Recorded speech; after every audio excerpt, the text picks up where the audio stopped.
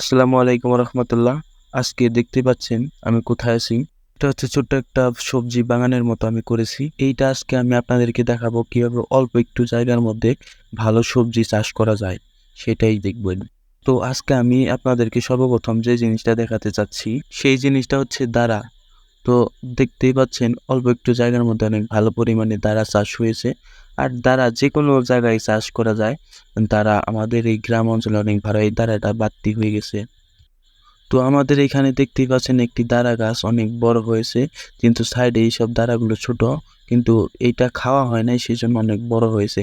আর এটাই থেকে ফুলের পর থেকে এই জায়গায় থেকে বীজ হবে, বীজ আবার এই জমিতে লাগানো যাবে। তো দেখতেই পাচ্ছেন যে আপনাদেরকে যদি একটু দেখাই বীজ, তো বীজের আবার এই জায়গায় চাষ করা যাবে কোনো ইনভেস্ট ছাড়া।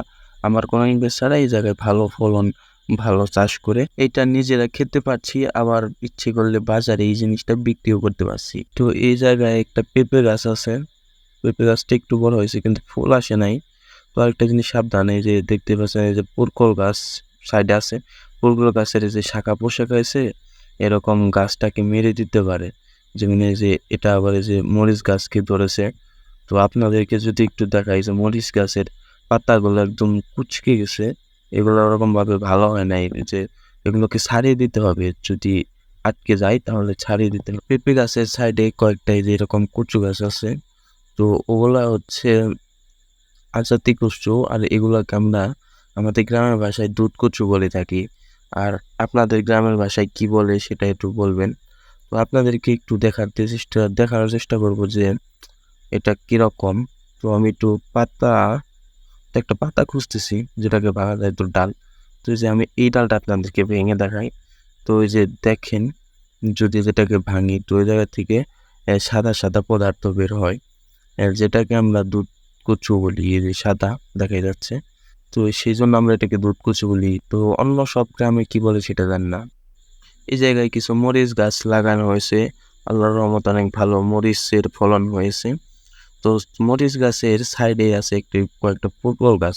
আর এই পুরকল এর আগে ধরছিল, বর্তমানে এখন নাই, কিন্তু এই যে কিছু কিছু দেখতে পাচ্ছেন নতুন মুকুল আসছে, সুন্দর আবার ধরবে আশা করি। তো এগুলো আমাদের বাড়ির গাছের বীজ। তো আপনাদেরকে যদি দেখায় এই জায়গাটার পরিমাণ 1%-ও কম হবে।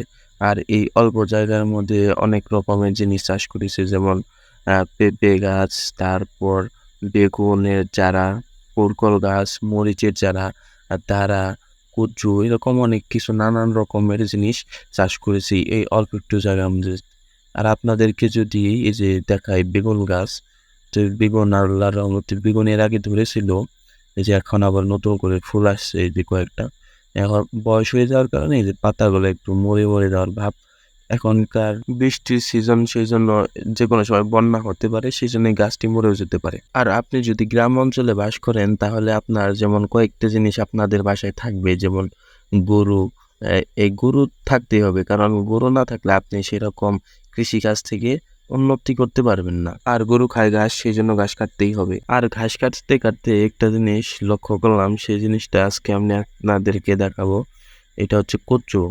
আর কচু গ্রাম অঞ্চলের যে কোনো জায়গায় পাবেন। এটা আমাদের গ্রামের ভাষায় আজাতি কচু বলে। এটা রান্না করে খাওয়া যায়। এগুলো বর্তমানে খায় অনেক অনেক মানুষ, কিন্তু আমাদের গ্রাম অঞ্চলের মানুষ এটা এরা সেরকম ভাবে খায় না, কিন্তু শহর অঞ্চলে মানুষ কিনে খায়। আর এটা খেতে অনেক পুষ্টিকর, এটা খেলে রক্ত হয়, তারপরে অনেক ভালো ভালো উপকার আছে। আর কচুর সাথে আর একটা জিনিস পাওয়া যায়, সেই জিনিসটা আমি আপনাদেরকে যদি দেখাই। এই জিনিসটার নাম হচ্ছে কচুর লতি। আর লতিও সেরকম কচুর মতো খায়। আর গ্রামে এগুলো সেরকম খায়, কিন্তু একটু কম কম পরিমাণে খায়। আর আপনি দেখতে পাবেন যদি বাজারে যান, আমাদের বাজারে যে কোনো বাজারে দেখেন যে এরকম কচুর এক একটা আটির দাম 20 থেকে 30 টাকা। তো আমাদের গ্রাম অঞ্চলে এগুলো অ্যাভেলেবেল। আজকে আমি দেখানোর চেষ্টা করলাম যে কিভাবে অল্প জায়গার মধ্যে ভালো পরিমাণে সবজি চাষ করা যায়। আর দেখা হবে পরে কোনো ভিডিওতে। সবাই সাপোর্ট করবেন, আমার পাশে থাকবেন। দেখা হবে পরে কোনো ভিডিওতে। আল্লাহ হাফেজ।